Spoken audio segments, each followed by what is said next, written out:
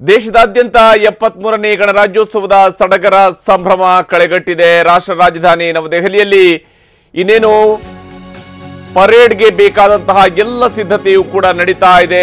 ಪರೇಡ್ನಲ್ಲಿ ಭಾರತದ ಸೇನಾ ಶಕ್ತಿಯ ಪ್ರದರ್ಶನ ಆಗುತ್ತೆ.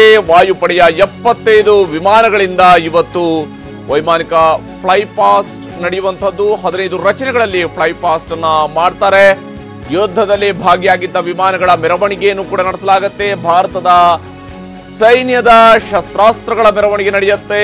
1965 ಮತ್ತು 71ರ ಯುದ್ಧದಲ್ಲಿ ಪಾಕಿಸ್ತಾನದ ವಿರುದ್ಧ ಗೆಲುವನ್ನು ಸಾಧಿಸಿದಂತಹ ಆ ಯುದ್ಧದಲ್ಲಿ ಭಾಗಿಯಾಗಿದ್ದಂತಹ ಟ್ಯಾಂಕ್ಗಳನ್ನು ಕೂಡ ಮೆರವಣಿಗೆಯಲ್ಲಿ ಕೊಂಡೊಯ್ಯಲಾಗುತ್ತೆ. ಒಟ್ಟು 16 ಸೇನಾ ತುಕಡಿಗಳಿಂದ ಮೆರವಣಿಗೆ ನಡೆಯುತ್ತೆ. 8 ಭಾರತೀಯ ಸಶಸ್ತ್ರ ಪಡೆಗಳು ಮೆರವಣಿಗೆಯನ್ನು ನಡೆಸಲಿವೆ.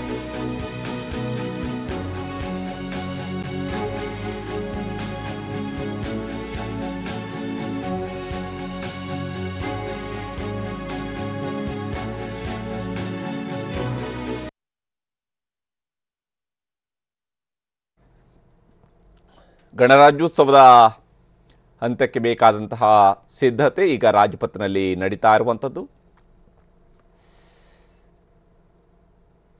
ಸೇನಾ ಸಂಗೀತ, ಸೇನೆಯ ವಾದ್ಯದ ವೃಂದ ಅವರ ರಿಹರ್ಸಲ್ ಕೂಡ ನಡೀತಾ ಇದೆ. ಧೈರ್ಯ, ಸಾಹಸ ಮತ್ತು ಬಲಿದಾನದ ಮೂಲಕವಾಗಿ ರಾಷ್ಟ್ರ ರಕ್ಷಣೆಯನ್ನ ಮಾಡುವಂತಹ ಸೈನಿಕರಿಗೆ, ಹುತಾತ್ಮ ಸೈನಿಕರಿಗೆ ಗೌರವವನ್ನು ಸಮರ್ಪಿಸಿದ್ದಾರೆ. ಪ್ರಧಾನಿ ನರೇಂದ್ರ ಮೋದಿ ರಾಷ್ಟ್ರದ ಗೌರವವನ್ನು ಸಮರ್ಪಿಸಿದ್ದಾರೆ. ಅವರ ಬಲಿದಾನವನ್ನ ವ್ಯರ್ಥವಾಗದ ರೀತಿಯಲ್ಲಿ ಭಾರತ ಇವತ್ತು ಶಾಂತಿಯಿಂದ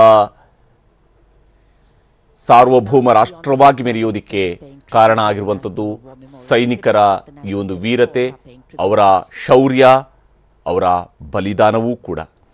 ಹಾಗಾಗಿ ಮೊದಲಿಗೆ ಗಣರಾಜ್ಯೋತ್ಸವದ ಸಂದರ್ಭದಲ್ಲಿ ವೀರ ಸೈನಿಕರಿಗೆ, ಹುತಾತ್ಮ ಸೈನಿಕರಿಗೆ ಶ್ರದ್ಧಾಂಜಲಿಯನ್ನು ಸಲ್ಲಿಸುವ ಮೂಲಕ ರಾಷ್ಟ್ರದ ಗೌರವವನ್ನು ಸಮರ್ಪಿಸಿದ್ದಾರೆ. ಪ್ರಧಾನಿ ನರೇಂದ್ರ ಮೋದಿ ಅವರಿಗೆ ನೇರವಾಗಿ ರಾಜ್ಪಥಕ್ಕೆ ಆಗಮಿಸ್ತಾ ಇದ್ದಾರೆ. ರಾಜ್ಪಥದಲ್ಲಿ ಇನ್ನೇನು ಪಥಸಂಚಲನವೂ ಕೂಡ ಆರಂಭ ಆಗತ್ತೆ.